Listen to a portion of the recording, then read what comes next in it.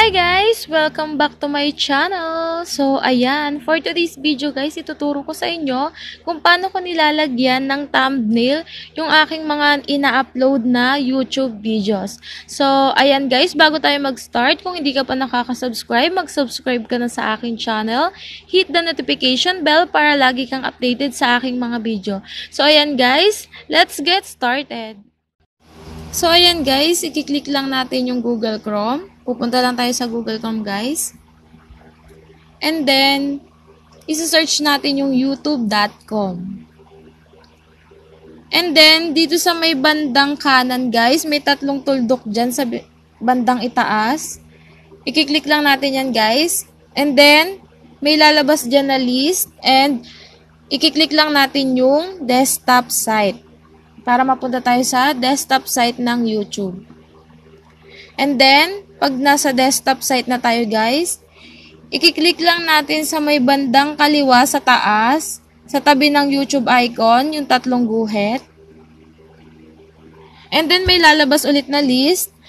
Hahanapin mo lang yung Your Videos. Ayan guys, yung may bilog na pink. Your Videos. Pagka-click mo ng Your Videos guys, lalabas yung mga video na in-upload mo sa YouTube channel mo.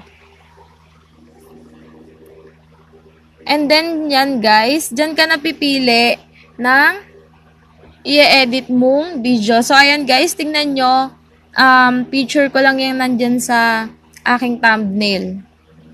And then i-click ko siya. Dito sa may bandang kanan guys, may dalawang blue sa medyo baba ng video. May, i-click mo lang yung edit video guys. Then pag na-click mo na yung edit video guys, lalabas na yung start ng pag-edit mo ng thumbnail. Diyan kasi guys, napalitan ko na yung aking thumbnail ng isang beses. Nilagay ko yung picture ko.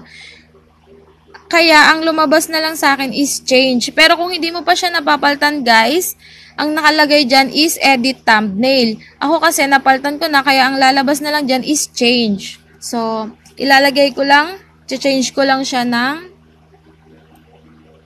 ibang thumbnail. So, ayan. I-click ko lang yung done. And then, ayan. So, may bandang kanan, guys. Nandyan yung save. So, i-click mo lang yung save para ma-save yung thumbnail mo. And then, sa may baba nyan, guys, may lalabas na successfully change your thumbnail. So, ayan. Punta ka na sa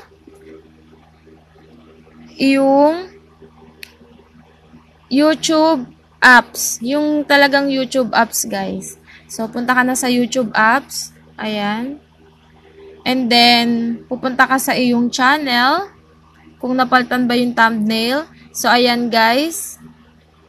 Ayan. So, napalitan na yung thumbnail ko, guys. So, ayan. Kung nagustuhan mo yung aking video, please hit the like button and share sa mga friends mo na gusto rin magpalit ng thumbnail na may mga YouTube channel, guys. So, ayun lang guys. Thank you for watching and see you on my next video. Bye!